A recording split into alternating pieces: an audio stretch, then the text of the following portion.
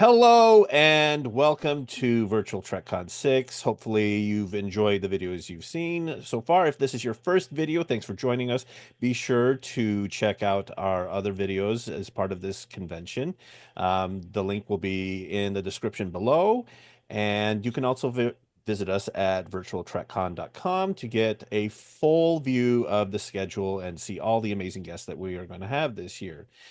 Today, we are joined by production designer extraordinaire Dave Blass. You may recognize his work from such shows as Longmire, Preacher, The Boys, and Picard seasons 2 and 3, and most recently, Otoy as part of the Roddenberry Archives Unification. Hey, Dave, how's it going? Excellent. Thank you for having me on, guys. Well, thank It's you so so nice to much. see you. Yeah, we always love seeing you. For those of you who don't know, Jenny and I are part of the unofficial Star Trek Art Department fan club, and when we go to conventions and Dave happens to be there, we can be seen lurking about his I would love table. it. Why are they still here? I Why did he never know. leave? I should. Jenny brings me artwork, so I'm in love anyway. So that's great. Oh man, I've got a new one for you this year. We Oh, love it. really? hmm Oh, Yeah. really? Oh, that's fun. Mhm. Oh, so okay, Dave. So one question I've always had for you that Mhm. I don't know if we've had a chance to talk about, but what what got you into at what point in your life were you like, you know what, like this is what I want to do as a career? Well, that's going to be a very disappointing and horrible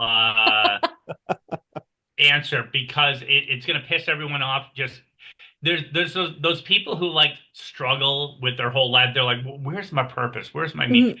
I literally was a kid and growing up, and I have pictures of me as Mr. Spock, and I had the Miko Star Trek set where you spin the thing around. And now I was big into Star Trek, and it wasn't really till Star Wars hit that Mhm. I saw this special where it was the making of Star Wars. Now, if you think, track it backwards, Star Trek was a thing, but there was no, especially in the 70s when I was growing up, it was off TV. It was a thing, you would watch it, but it was like, okay, it's a TV show.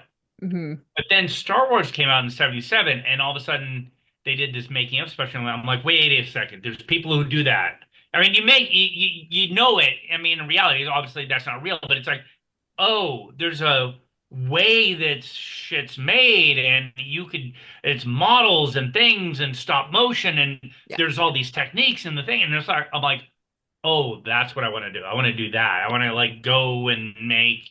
I want to be that guy. And that was. I'm like, I'm done. That's what I'm going to go do. And so yeah, no, I wanted to go do that. I'm like, yeah. So I told my guidance counselor in high school. He's like, what do you want to do? I said, I'm going to go to Hollywood. I'm going to work on Star Trek. And he goes, oh, okay. Don't think. I think you should be a little bit more realistic. I'm like, well, no, it's spaceships. It's more fantasy, science fiction, fantasy to be actual accurate. Reality, I'm sure I could, but more fantasy is what I'm geared for. And he goes, I, you can't just go and do that. I'm like, well, someone's got to do it. And they're like, well, I think they have people who do that. I mean, it's like those people, and I go, right, but at some point, those people are going to get old and die. So I got to, and I was naive enough not to realize at the time that there had only really been at that time three people who had ever designed Star Trek, going from Matt Jeffries to Right.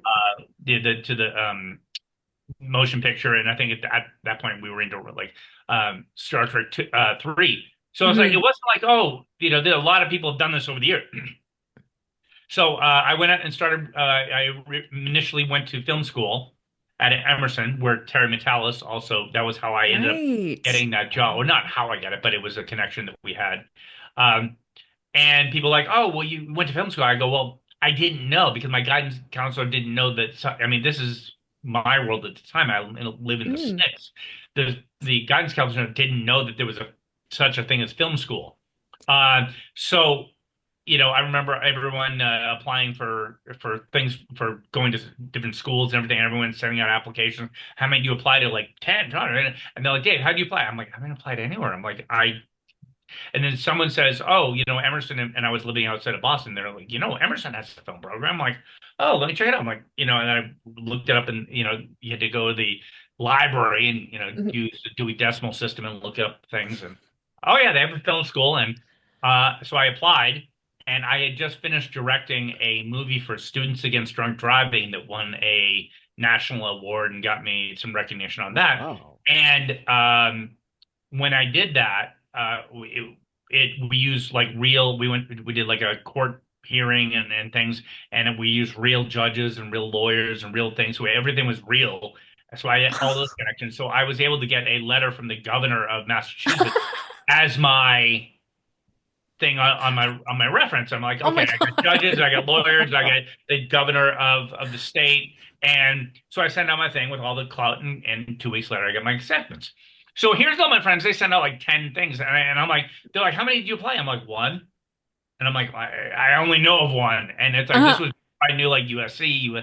So I'm like, I applied to one, I got accepted to one, and I went to one. And it's like, it's like, thus, it wasn't I didn't spend a lot on admission fees. Um, but then right after that, I moved to get a one-way ticket to go work, to try and work for Lucasfilm. And that was an ill-fated journey just in and of itself because I called Lucasfilm. And again, pre-internet mm, year, you have to call people. And I'm like, hey, I'd like to apply for a job. And they're like, we don't have any jobs. I'm like, well, I'll sweep floors, do whatever. They're like, okay, well, come in and we'll interview. And I'm like, well, I'm in Boston, you're in San Rafael. And they're like, okay, come in and we'll interview you. I'm like, okay, right. well, this is gonna work out for me. I mean, I'm like stupid. It's like, of course it's gonna work out because why wouldn't it? So I Mhm. literally buy a one-way ticket to San Francisco, and then I'm gonna go work for Marin to go up to Marin and work for Lucasfilm. Like halfway across the country, it hits me. I'm like literally about over St. Louis. I'm like, this is not well thought through. I'm like, this is not. I'm like, I don't even know where Marin County is. I mean, it's like, Mhm. it's like, yeah, and I hate the new generation because they have cell phones and this thing in your pocket. It's like, the world of wisdom and guidance and Mhm. apps and things all in your pocket. All you have to do is plug the fucking thing in. Uh, Yes. we're in the era of like you got to go to a payphone and it's like and this is pre-calling card time. So if Yeah. you have to call home, you're pumping 8,000 quarters into and it's like okay, yeah. So I look back now and I go, damn, my parents were very stupid. I mean, it's like it's just that thing of Supportive. like freeing them, but that was part of the era. It's like you would do that where it's like you're an 18-year-old kid and you fly across the country and with Mhm. and I wish I knew. I wish I had the details because looking back, I'm like, whenever I hit rock bottom, I go, no, rock bottom was flying across the country with a one bag, and I want to say maybe $1,000, Yeah. Oh my if Wow. that, God. and in a bank account, and like going, okay, now let's start a new life, figure it out, and whatever. Because I know for a fact I didn't have enough for plane fare Mm. back, and it's like, so yeah, so yeah, but and then you get a break, and one thing leads to another, Mhm. another, and then then you're doing Star Trek. Um, but yeah, it's the Easy as thing. that. It was just that easy. It only took 20 years, Mm. 30 years. Yeah. Yeah. But it's that thing of going, my grandfather said once, if you start making a plan B, you might as well give up on plan A because you just did. It's like Yeah. there was no backup plan. It's like, okay, this is what I'm going to do. And every day you wake up and you like, okay, this isn't working. Find another way to go to where you need to go to. And I Hmm. remember once I relocated to LA, just so many times sneaking onto the lot at Paramount trying to get a job on Star Trek, and I drop off resumes and things like that, and I never made any connections with Hmm. anything. It's like so now I look back and I go, God, if I go back in time and find Doug Drexler, Yeah. you know, um, and it's like yeah, but I just never got in with that cool crowd, so I ended up going my own path and Mm. finding a different route. And and it's fine, and you learn things along the way. So, but for me, it was like it's that thing. It's like I wasn't part of that era of Star Trek, unlike Mike Okuda, Denise Okuda, the Drexler, and even Terry, because he was a writer's assistant Hmm. back then. So I was still a fan of that. So even, for me, I had that perspective as a fan of those people, and of Star Trek. I knew the artists, but I Yeah. didn't like know them. But oddly enough, I was actually, as we all are, because at this point is year of social media, I befriended people. I'd be like, oh, I'm friends with Mike on social media and this and that and all Yeah. people, Yeah. because everyone's welcoming to fans. So finally I get Star Trek and I'm able to go, Dear Mr. Rakuda, or Hey Mike, Yeah. I'm doing Star Trek. Want to come play? Uh, And I was able to do that with everyone. I'm like, hey, I just got the job. I don't know what's going to happen, but let me see what I can do. Are you interested? And then that email went out to everyone that I could, reach out to and say, hey, let's. I don't know what's going to happen, but let's see what I can do. And then it kind of went from there, because that was my first thing. It's like, I'm doing Star Trek. I need people who know how to do Star Trek, as opposed to the other way, which is I'm doing Star Trek. It doesn't. I want to do. I want to put my stamp on it. I'm like, I mhm. want my stamp to be I didn't fuck up Star Trek. If that's my stamp, and people say you made Star Trek look like Star Trek, winning. Mhm. And that was it. I'm like, I wanted to look like Star Trek. I wanted to feel upgraded and whatever. But there was a lot of battles that that as a designer, as a filmmaker, you win and you lose, and it's like, because Mhm. it's a collaborative effort, and a lot of the folks were coming over from Discovery, and it's fascinating because in the JJ era, or even in to a certain extent, and talking with people in the Next Generation era, they didn't Mhm. want people in the Next Generation. They didn't want people saying, "Well, this is what Star Trek looks like," because Right. in Next Gen they wanted to look new. It's 100 years later. It's this. So we don't want to be constantly told this is what it looked like in the 60s. Well, we're not doing that. It's something new. And the same thing when we go into the Kelvin universe, that when they hired those people, they didn't. They all of a sudden told all the TNG and that era people, "See ya," Right. because we don't want to. We don't want it to look like TNG. We don't want it to, and we don't want everyone telling us this is what Star Trek looks like. So we're going to hire Mhm. other people, and our Enterprise bridge is going to look amazing. It's going to look like the Apple Store. It's going to look, and it's going to be awesome, and it's going to be different, and it Yeah. was, and that's great. And I think that there's a lot of different things, and that's what Discovery did. It's like they're like, okay, we're going to take what JJ did, and we're going to make it look different, but cool and Mhm. updated and everything. And they had success, and that's what Picard kind of, a lot of the filmmakers were coming off of Discovery, and they're like, okay, well, this is how we do Star Trek. And I'm like, oh, Mhm. okay, so now you're doing the thing which we were told that people were told before. It's like, oh, okay, just because it's the same thing, but it's the idea of, if you look at, um, to a certain extent, Enterprise, it has the same kind of vibe of Voyager and Next Generation and Deep Space Mhm. Nine, as the Berman era, and there was a design aesthetic of that era, and Herman Zimmerman's kind of aesthetic, and so that's why when Picard was done, it was done with a kind of a Discovery design aesthetic, Yeah. which it makes total sense. And people are like, Mhm. well, we don't like the Christmas. I go, it's not the thing. It's like it's how time has evolved, and it's like I use the example of the carpet as such a great touchstone. It's like there is 0% chance of me taking over Star Trek and carpeting the bridge of the new Star. There's like Yeah. zero. It is not going to happen. There's no one. There's no, because it's in this collaborative thing. And it's like there's no cinematographer that's gonna be like, wait, you're putting carpet on a starship, and it's like, I'm like, yeah, no. How am I gonna get my glossy reflections and things? Mhm.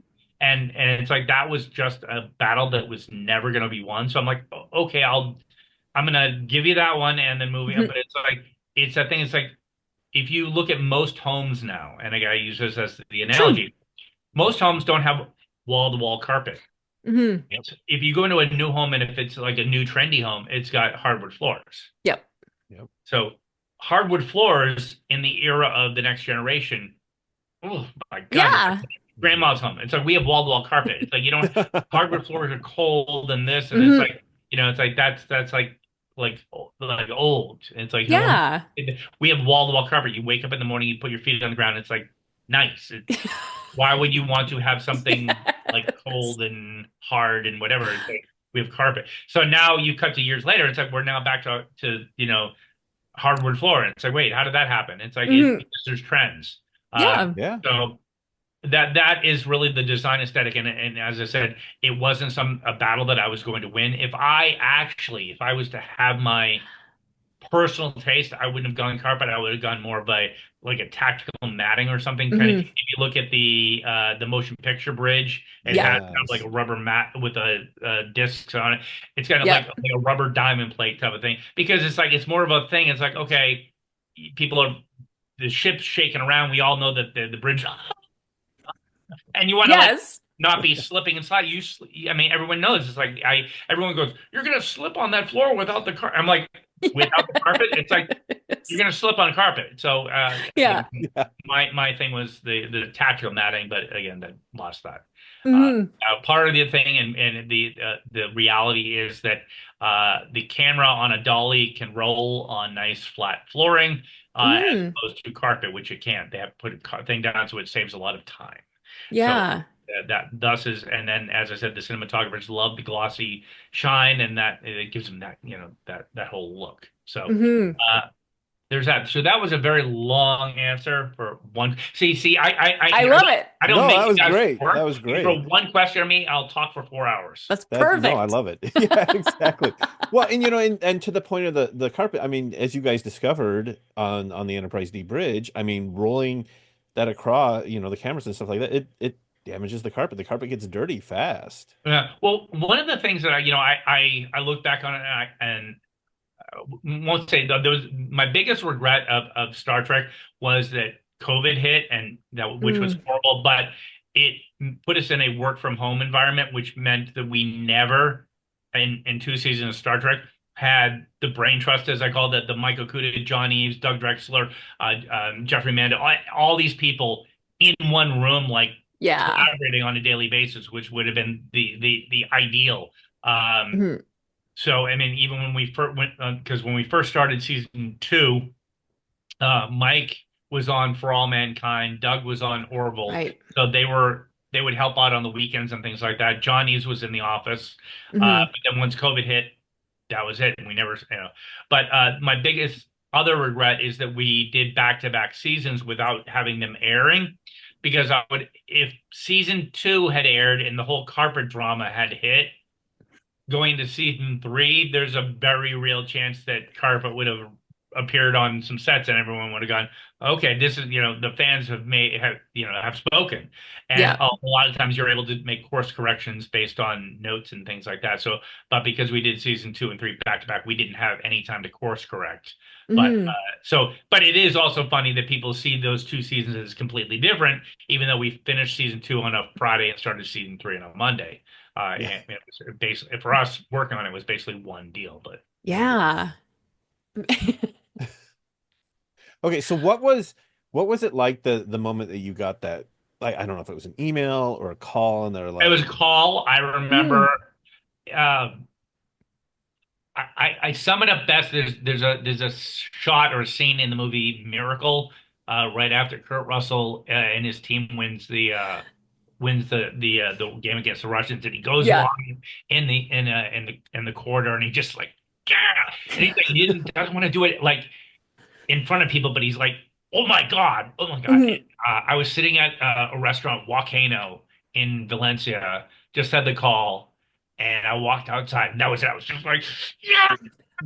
Like I couldn't. I was just like wanted to just explode. I'm like, I can't. Hmm. Then I had the worst feeling in the world.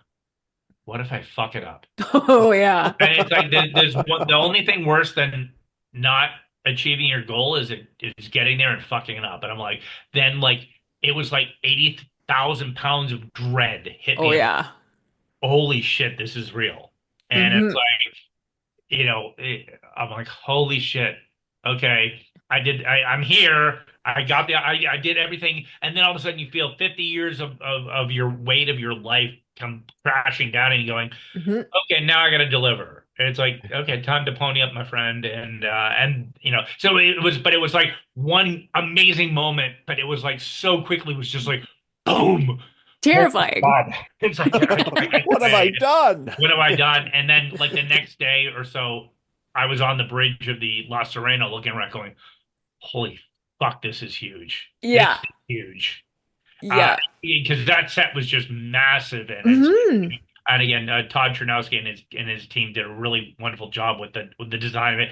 Again, exactly what they were told to do. It shouldn't be Exactly. Yeah. a Federation ship. They should be more like Mhm. a Millennium Falcon type of, and I'm like, it's great. And Yeah. but then to walk on it and go, oh my God, I this is okay, yeah, this is big. This is I'm Uh-huh. actually here.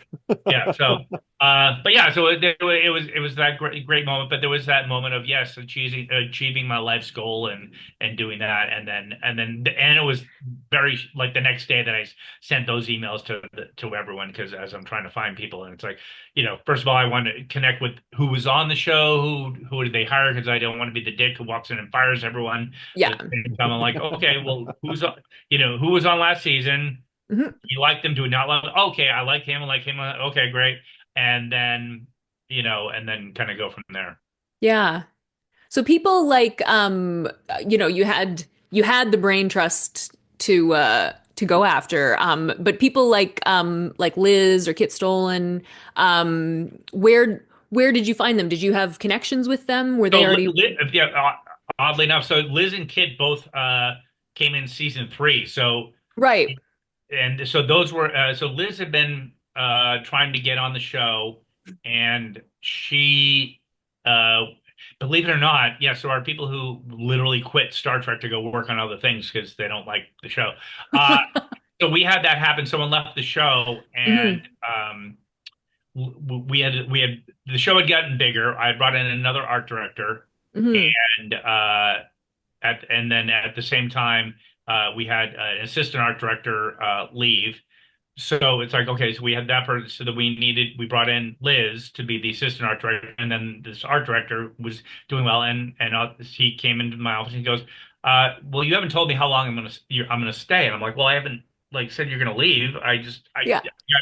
The show's huge. It's like I got all the shit going on.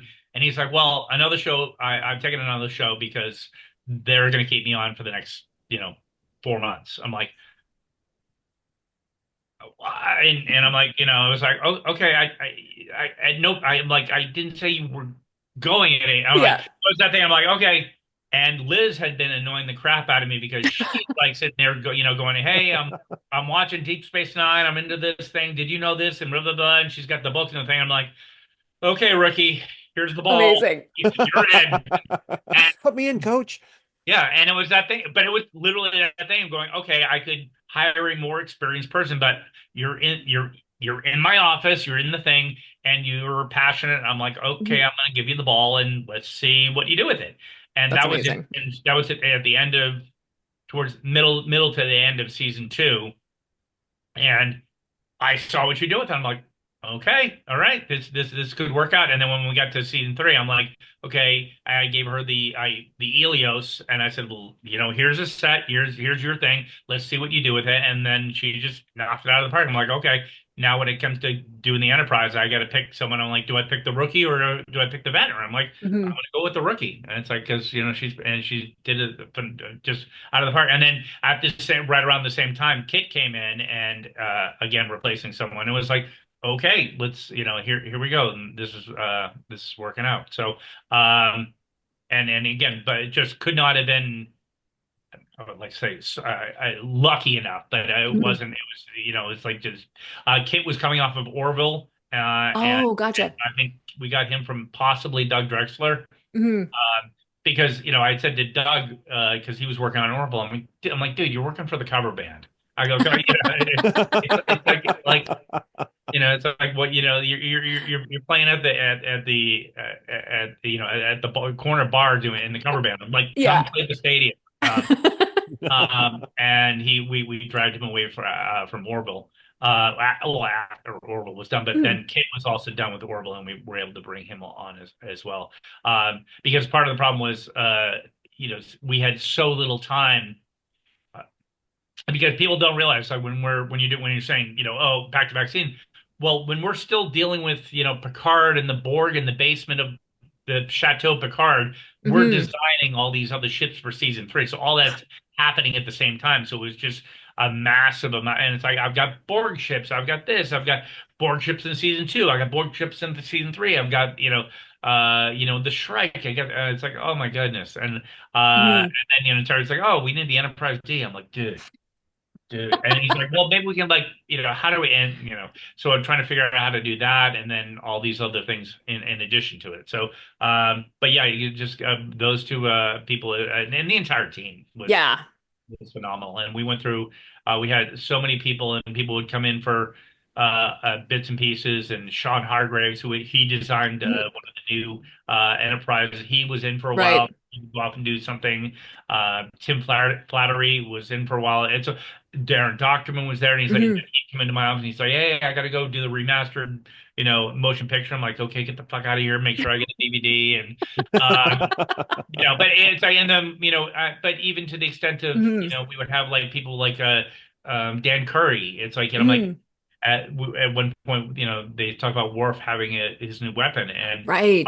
Props had given me this really cool sketch of what they want to do. I'm like, did you call Dan Curry? And they're like, no, why would we call Dan Curry? I'm like, well, because Dan Curry's kind of the guy who designs weapon. They're like, Yeah. right, but like he's retired, he's this, I'm like, I have a feeling Dan Curry will probably be excited to get your phone call if you say, and Dan was just overjoyed. And I'm like, I go, here, I just solved your problem. I go, if Dan designs the weapon and it's Hmm. good, you win. And then you get the credit for bringing in Dan Curry and you get the weapon. If Dan designs the weapon and it's bad, Dan Curry designed the weapon, not your problem, not your fault. It's like, Dan, we brought Dan Curry and he Yeah. did it up. And I'm like, and it's not your fault. Either way, you win. And he's like, I like what you're thinking. And but it was just, and then also Dan had worked with Michael Dorn, and they were Hmm. friends, and then he had their martial arts connection, and Dan was going to get Michael's approval. So it's like you get Dan and you get Michael, then the design's approved, and everyone's happy, and such was. Yeah. That's very cool. And then then I get to have Dan come up and I'm like, the only reason you're on the show, Dan, is because I can have you sign my book. And Yeah. That's a great book too. Yeah. yeah, His Oh artwork man, is, yeah. yeah, there's a lot of Hmm. good stuff in there. And it's funny because as you're flipping through that, there's just stuff that you're like, "Oh wait, he did that too? yeah, He did that Hmm. too?" Like I was blown away the Top Gun logo, yeah. you know. I'm like, Right. "Oh, that's a Dan Curry Yeah. special." So so cool. Yeah. Hmm. So cool. But there's so many of those people from that era that are just they're icons, and I think it's important. And I think what we saw with season two, but more so in season three, is that uh, people realize the fans like the artists as much as Hmm. they and things of that nature. And I think that there's a lack of attention to the starship porn Yeah. that that fans have been wanting, and it wasn't till we got season three and we had that epic, shot of the Titan coming out of the space dock, and then we got Oh. all that stuff that everyone was like, oh, okay, yeah, yeah, starship porn, we like that. Yeah. We were, a little concerned about the Titan and the reception because in some of the trailers, but then everyone saw, oh, you're doing the thing. You're going to give us Starship Porn, and you're going to give us a lot of new things and this, and like, Yeah. okay, great. So Hmm. we're going to cut you the Constitution class slack, and then everyone likes it. And so I guess that thing of going, okay, we get what you're going for, and I think that with most shows, that if the filmmakers uh, if it's shown to the fans that the filmmakers care about it and they're fans and they're trying to do their thing rather than we want to do something totally new and different. It's like, no, Yeah. I just want to make Star Trek look like Star Trek, and we're just trying to write good Star Trek with this, and it's got to be exciting, and it's got to be this and that, and it's like, and that's what I think that season three really nailed. And it's like, oh, okay, we're gonna do that again. It doesn't have to Hmm. be new, and we don't have to reinvent the wheel. It's just like do the wheel again. Yeah. Well, I yeah, mean, well, it's like oh, the sorry, go oh, ahead. sorry, go ahead. No, go ahead, Jenny. I was gonna say so I mean Picard the the Enterprise bridge was like the crowning jewel of what you guys did, but we've talked about that a lot. We've talked about that a lot. And I'm wondering, like, with all of the other sets that you guys built, like the Chateau and Free Cloud and the Shrike and 10 Forward, of all of those other sets, like which one was kind of your like other baby, you know? Like Um, like which one did like kind of lit you up in a, like which was you know, exciting for you like to I said, do? people ask me, Mhm. they're like, this and that. I always like, for my answer is the Stargazer, because it was my ship. Nice. And Yeah. like, and from start to finish, the bridge to the ship itself was 100% me. It was like, this is, working with the other designers and everything, but that was like Mhm. my ship, my thing. I had control, the most control over it, the most thing. And that from the initial thing to the very end, that was with my guidance. So it's like the Titan started out as Bill's ship, and that's the thing. It's like, well, who designed Right. Titan? It's like, well, Bill did. It's like, and then it's like, how Mhm. much say do I have over it? Absolutely next to. I Yeah. mean, we refitted it a little bit, and I worked with Doug direction, but it's like someone else designed it. I didn't, and Terry wanted that ship, and so that's kind of done. And then it's like, well, and then the Titan Bridge. Mhm. It's a Stargazer bridge, so it's like, okay, well, I wish I could have redesigned the Stargazer bridge to do the Right. Titan and upgraded it, but we didn't have the time, so I'm like kind of miffed Mhm. at that. And it's like, the only the when people say, "What's your favorite set that you did for Star Trek?" and everyone Mhm. assumes I'll say the Enterprise D bridge, and it wasn't because, and I've Yeah. spoken about this a lot, because that wasn't my bridge. It was like I did Right. a very meticulous job of recreating Dan and Andy Probert's their design. So Yeah. Zimmerman's design and Probert's design. So that was what. But for me, it was the transporter room, and that was one Oh. great Liz set. And people Mhm. like, okay, why? And I go, because the cast walked onto the show, and we had had the crew like complaining, and I want to say complaining, but about the steps, and there's like, it's like a funky half step and a step off to the side. They did this, and they're like, yeah, it's not safe, and we got to do this, and I'm like, oh, no, this is what it is going to be, and it has to be this, and Mhm. we did it exactly how I wanted it, and Liz did a phenomenal job, meticulously, the details is, and and everyone was so upset because it wasn't this and it wasn't that. And then the cast walked on, and they just walked up, and even Patrick, it's like, Mhm. it's like not like a stomach, because it was a transporter room. There was no need for walking in. Yes. There was no one who went, "Ooh, it's a transporter room." It's like, it's an elevator, and everyone just walked in, knew exactly where to go to stand, knew exactly how to do what he did. Is the operator walked with the thing. They're like, "Oh, Uh-huh. okay, I'm going to slide the things up, and I'm going to slide him down when I bring him the thing." Labar knew exactly how to do his thing. Didn't Mhm. have to explain it to him. It's like everyone walked in because it looked like Star Trek, and it's like Yeah. it was newer, it was a glossier, it had some changes to it, but Sure. it's like it was Star Trek, and for me, I was like, yeah, I don't have to explain this. It just looks like Star Trek, and I That's think that to awesome. me that was awesome because. And it's like, and then everyone's like, okay, I guess we don't have to talk about the little trip hazard. And then I'm like, no, you don't, because it's transporters look like this for the, it's been 100 years that they've looked like this. Exactly.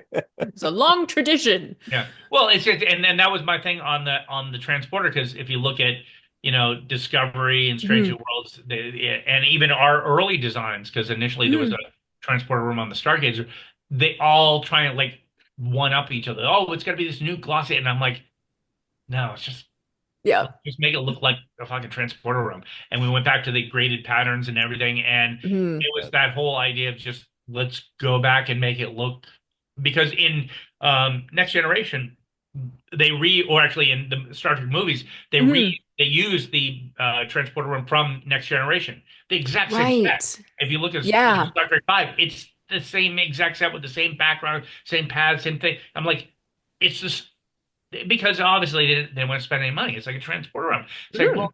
if a transporter room isn't going to change in 100 years, why would it change in 30 years? So that's Yeah. what that was my Yeah. mentality. It's like, let's just make it look like this and save some fucking money. And Yeah. Exactly. and Terry loved that idea. So Well, yeah, if you Absolutely. think about it, it's like, I mean, I don't think elevator. You use the term elevator. I mean, elevators haven't changed much in Oh, No, however many. You walk in and okay, this is the button that goes up and down. It's nothing. It's a functional piece. It doesn't. I mean, you get some that are like, you got the glass back as you're going up and down or yeah. whatever. hmm. But also, Yeah. it's that thing of going, as I said to Terry, I go, it's a functional thing Hmm. because as we all know, as soon as you want to write the script, oh, beam me directly to the bridge, beam me from the, it's like, okay, why do we go to the transporter room anywhere? You can beam me from anywhere to anywhere. Yeah. Why do I have to walk down the hall to a transporter room to, beam me from my office to the planet? Hmm. Okay, you can, but Yeah.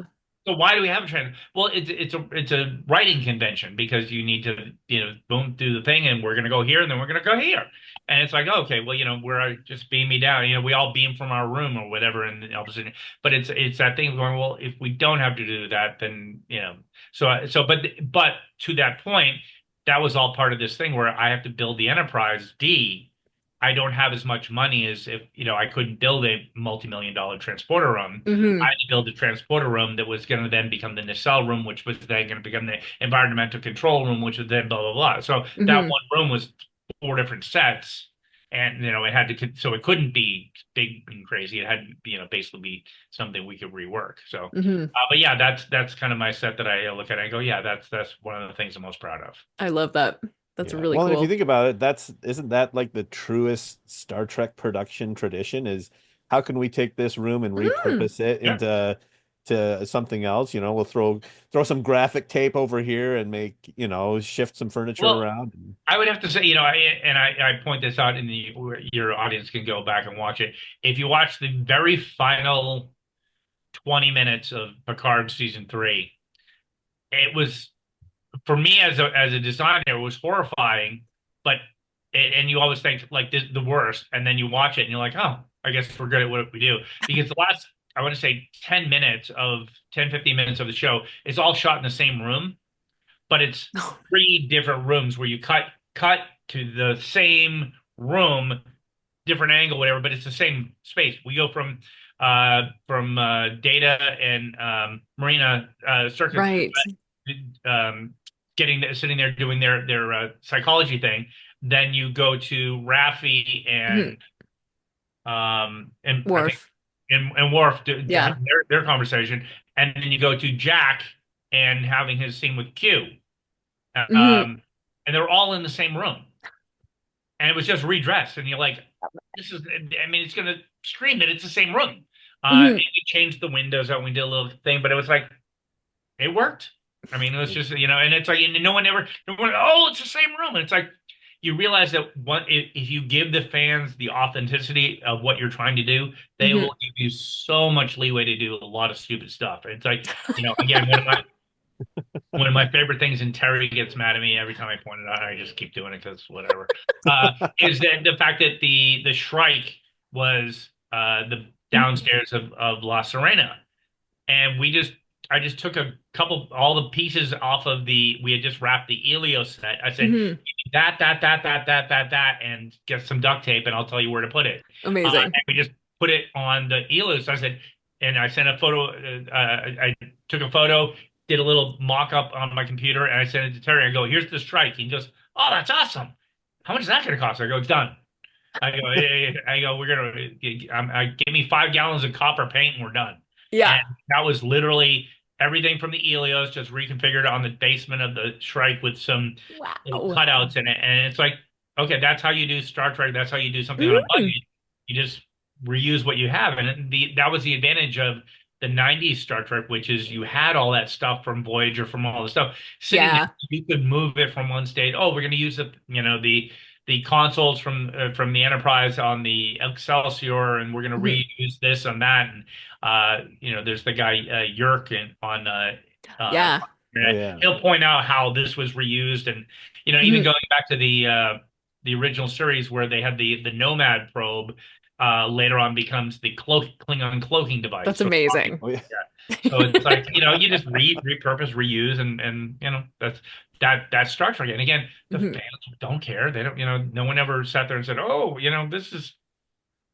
And they'll point it out. They'll catch things of that nature. But it's like for the most part, it's like, oh, okay, I noticed that thing. It's not.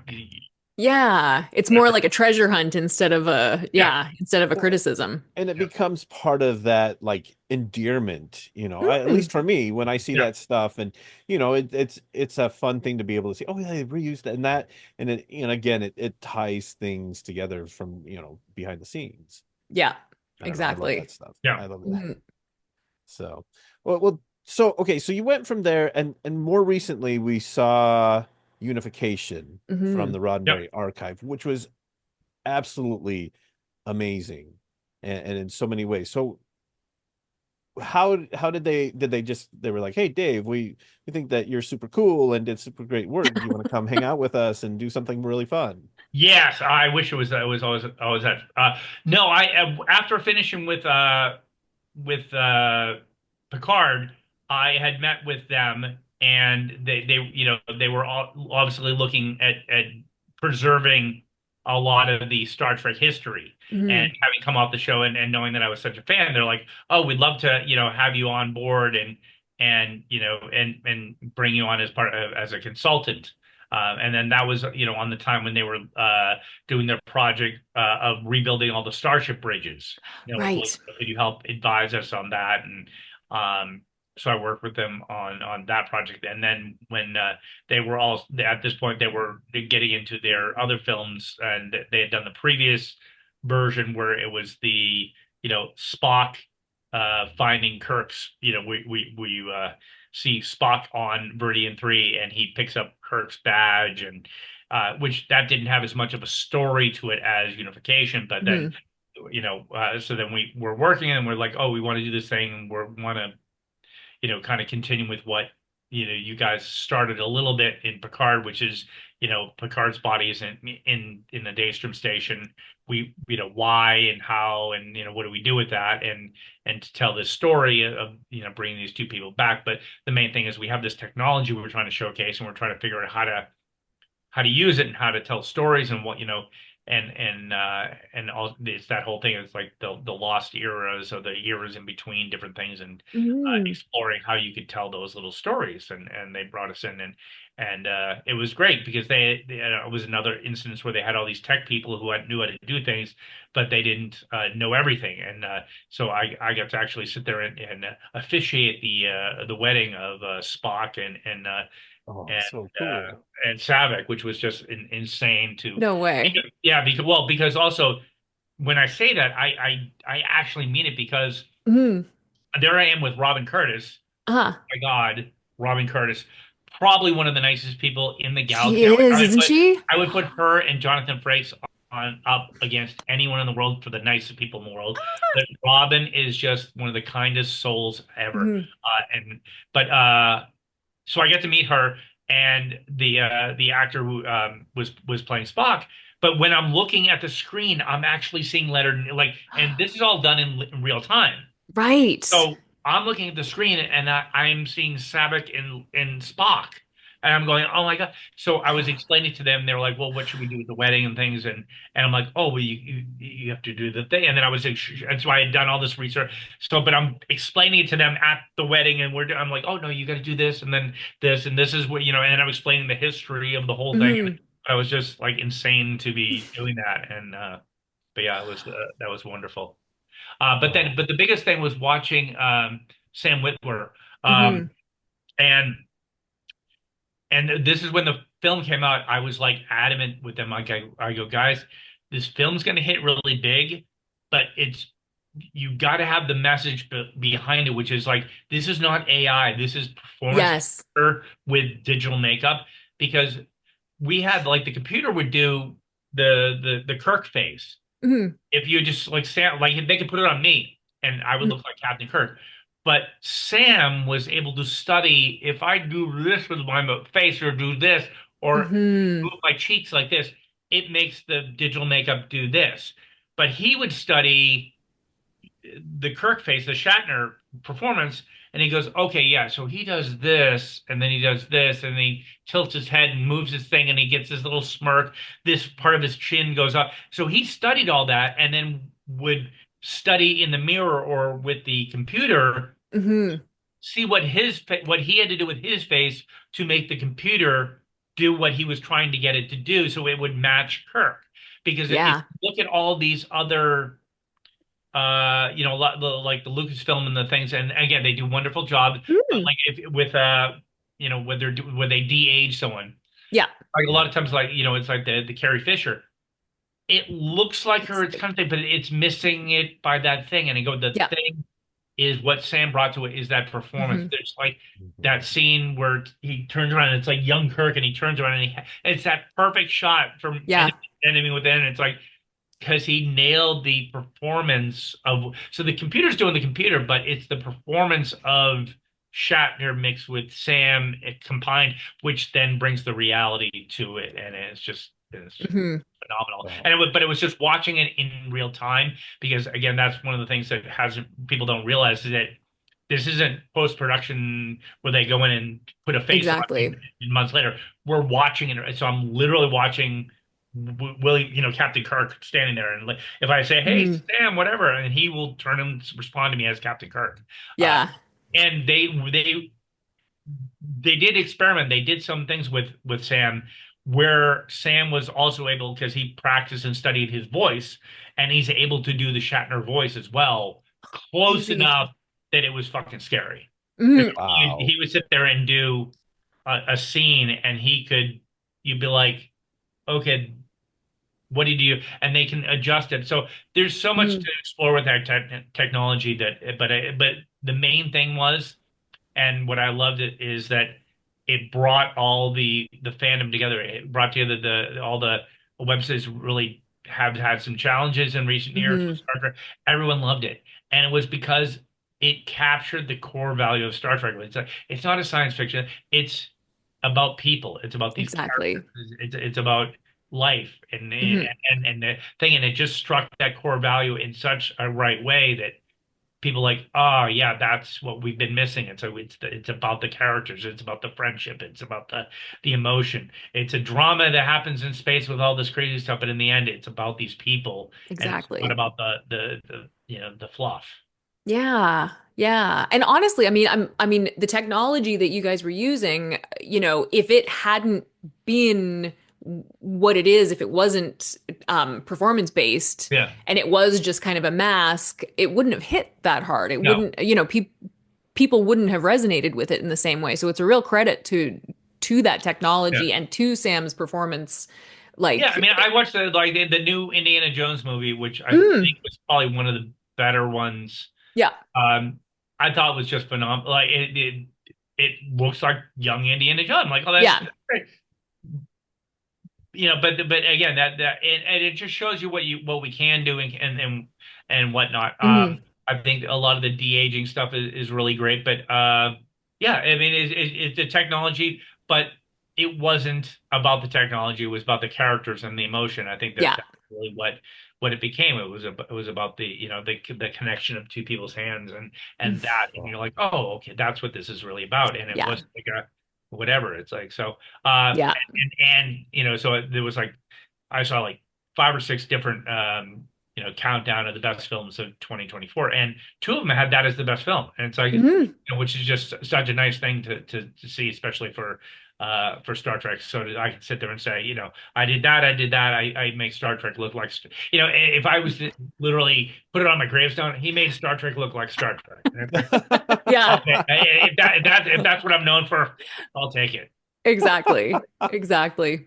Yeah, that's an incredibly special thing to be able to be a part of and Yeah. like, oh, like, well, I yeah. remember, Dave, we talked before season 2 because I think Thomas Mhm.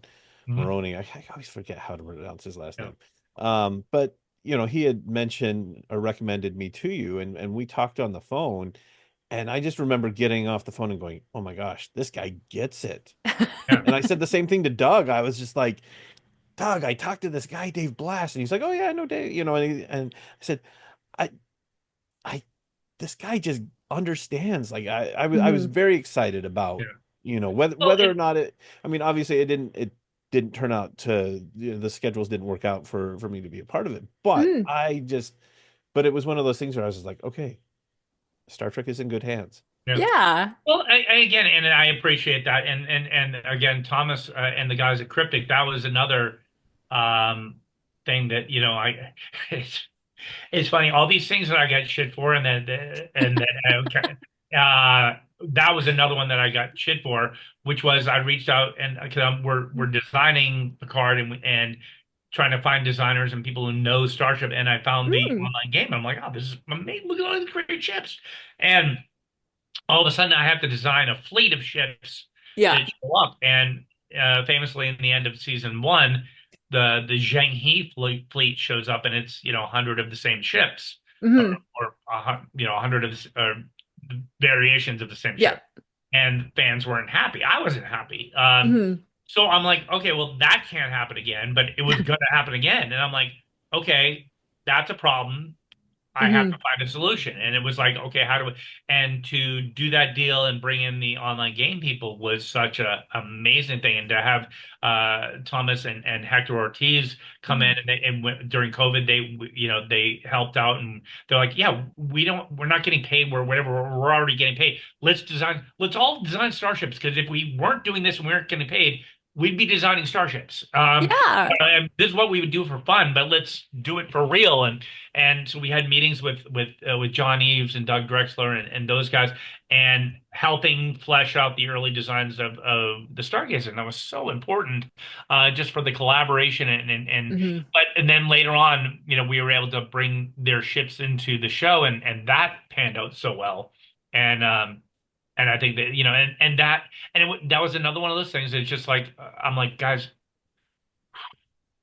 just listen to me. Just let me explain to you. You have this entire group of people who play on video games. Video games, big thing, big money. Hmm. Um, they play this video game called Star Trek. Your guys are doing a TV series called Star Trek. Our show and their game take place in the same time.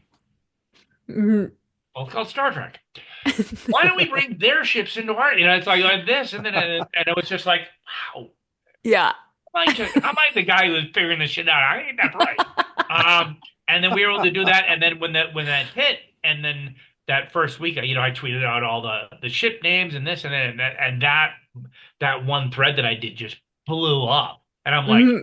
I'm so cool. I'm like the king of the nerds. And it's like, and then I got like this scathing email, like, you can't just share all this stuff. I go, what I was just sharing the names of the ships and the thing. They're like, oh yeah, but this and that. I'm like, you guys didn't even know that it was a thing. And they're like, well, we don't even understand what you did. And I go, I know. I go, I brought together the different groups of Star Trek. I got the ongoing game now. It's on the show, and Hmm. I made a lot of people happy. And it's like, okay, it's a thing. And Yep. Created the Council of Elrond. yeah, exactly. Exactly. But Exactly. now, then all of a sudden they saw the potential, and that's why. And then season three, they're like, "Oh, guys, give us more ships." Yeah. And more ships got used, and so that became a fun thing. But Hmm. yeah, it's one of those things that it's fun to get to bring all these different groups of people. And Star Trek is such an amazing creative community, Hmm. and it's to be fair, it's also challenging because creative individuals are very protective of their creativity and their Sure. things. So you got to kind of go in with a balance of going, okay, I want to work with you in terms of working with your creativity, but within the realm of what we can do and what we can't do. So Hmm. famously, there's the Franz Joseph manual that came out in the 70s. He has Right. I'm not sure the title of the book of it, but basically that was in the 70s before the motion picture. And when they did the motion picture, his was the first printed done properly manual, Hmm. Starfleet manual. And when they did the motion picture, okay, well, here's the symbol for this, and here's the symbol for this, and blah blah, whatever. And he's like, sorry, I made those. So you guys did this, and then I took it and moved it forward, and I added this, and created this whole Hmm. thing, and you didn't ask to use them. And they're like, well, you didn't ask to use, and it became like this whole war. And then he was like, exiled from the Oh galaxy. my God. Yeah, so like the whole Franz Joseph, manual became like the touch point of like, oh, how bad things can go. And you're like, okay. So But yeah, so but it's kind of, but I was able to work a balance with Mm. a lot of the artists. Like I was able to bring in Sean Tornego, who designed Yeah. the original Titan, and we Hmm. brought him in season. And again, this was before I even knew that the Titan was coming back. I knew that he was an artist. I knew that he was a fan. Yeah. Uh, and I'm like, okay, you do great work. Let's see if we can just make you official, Star Trek official. And we had him do some graphic design work on season two, and then when the Titan came in, he was all excited to do that and whatnot. But it's one of those things that we're able to do that with a bunch of people, and Yeah. which was nice. And yeah, who was the other guy? Laz Marquez. Yeah, Laz Yeah. Marquez. Yep. Yeah. So he was doing some great stuff. So I called him and I asked him to do a poster Hmm. for Frontier Day, and he did a phenomenal piece on that. And it's like someone's got to design it. It might as well be you. Yeah. And he did so many great, and he actually also did some renderings of the Red Door for season three on the Right. spines and stuff Oh. like that. So he Yep. did, but but it was like, okay, great, and I can't keep you on forever. Just here's Hmm. one thing to do and whatever. So it was nice to be able to allow, and the same thing with even Dan Curry. It's like, okay, Mm. we didn't bring him onto the show. He designed that one weapon and whatever. But it's nice to just have people on board and Absolutely. I wish it's like I would have loved to have Andy Probert do something and Rick Hmm. Sternbach. But it's just is one of these things that just I you can only do so much, and I Yeah. tried to do as much as I could. But it was great to have Mike Akuda and Denise, Oh my and God. that was just amazing to be sitting there Hmm. talking LCARs with Mike. Horrible Oh. to be the guy who has to tell Mike that's not what I want. Yeah. Yeah. I can't imagine. Yeah, just try being a Star Trek fan and give notes to John. In one after another. I was like, I gotta go tell John Eves, Doug Drexler, and Mike Akuda that what they did was wrong. Or it's like not wrong, but not what they want. Oh my God. Like, oh, it's so painful. It's going to destroy my day. But every single one of them is just the consummate professionals, and it's just okay, yeah, whatever you want and thing, and then there's the Hmm. nicest people in the world. It's like Star Trek by far are the nicest people in the world. Those are people who are like true Star Trek people because it's that thing that the idea of Star Trek is in them. It's like Hmm. let's all try and be better people. Let's try and make the world a better place, and let's do that whole thing. And Yeah. that's such a wonderful thing. And you get that when you go to these conventions and you meet people. It's just such a positive energy with everyone. It's so true. It's Oh, so that's so true. awesome. Hmm.